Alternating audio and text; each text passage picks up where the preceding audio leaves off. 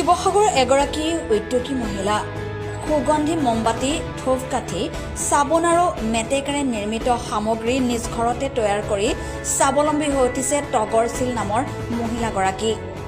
শিৱসাগৰ আমোলাপট্টিৰ ৯ নং ৱাৰ্ডৰ নিবাসী উদ্যোগী মহিলা তগৰশীলে বাসুদেৱ ট্ৰেডাৰ্ছ নামৰ এটা ক্ষুদ্ৰ উদ্যোগ গঢ়ি তুলিছে।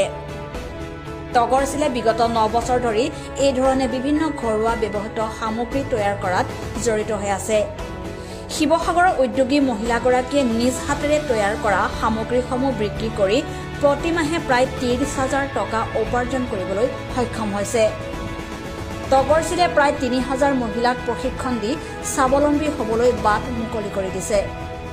তগৰশীলে বিভিন্ন NGOৰ লগত জড়িত হৈ আন মহিলাক প্ৰশিক্ষণ দি আহিছে। তগৰশীলে ৩,০০০ টকাৰে ক্ষুদ্ৰ উদ্যোগটো আৰম্ভ কৰিছিল। ভাল কামত বহু বাধা আহিব, বাধাসমূহ নেওচি যাব লাগিব বুলি আন মহিলাসকলৰ প্ৰতি আহ্বান উদ্যোগী মহিলা তগৰশীলৰ।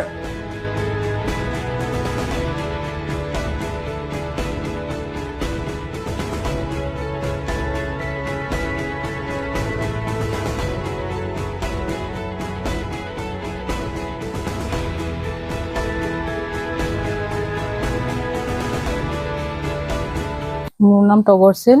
মই শিৱসাগৰ আমলাপট্টি ৯ নম্বৰ ৱাৰ্ডত থাকোঁ।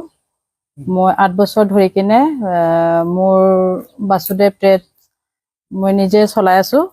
আৰু প্লাছ যেনেকুৱা আমাৰ ইয়াত কেণ্ডেল বনোৱা হয়, তাৰপিছত বিভিন্ন ধৰণৰ চাবোন বনোৱা হয়, আগৰবাতি বনোৱা হয়। ইয়াত আমাৰ কেণ্ডেলৰ ৰ মেটেৰিয়েলছ, চাবোন ৰ মেটেৰিয়েলছ আৰু আগৰবাতি ৰ মেটেৰিয়েলছ আৰু প্লাছ মেটেকাৰ বস্তুও মই বনাওঁ। কিমান বছৰ পৰা কৰি আছে? মই মেটেকাটো বেছি দিন হোৱা নাই আৰু বাদ বাকী চব ৮ বছৰ ৯ বছৰ ৰানিং চলি আছে। মই প্ৰথম ডিব্ৰুগড়তে শিকিছিলোঁ, তাৰপিছত তিনিচুকীয়া কৰিলোঁ, তাৰপিছত বেংগলোৰ কৰিলোঁ, তাৰপিছত কলিকতা কৰিলোঁ।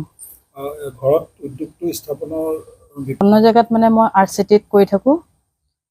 RCT আমি DST ট্ৰেইনাৰ হয়, ট্ৰেইনাৰ হিচাপতে আমি কাম কৰি থাকোঁ। কিমান মহিলাক আপুনি?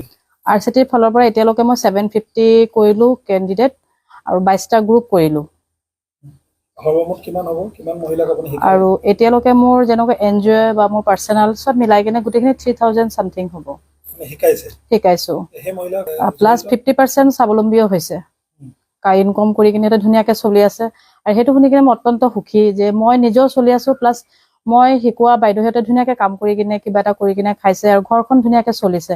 আজিৰ যুগত আমি অকলে ইনকম কৰিলে নহয়, দুগৰাকী ইনকম কৰিলে আমি ভালকৈ চলিব পাৰোঁ। আপোনাৰ মাহেকী এনে ইনকমটো কিমান হয় আপোনাৰ বিক্ৰী? 35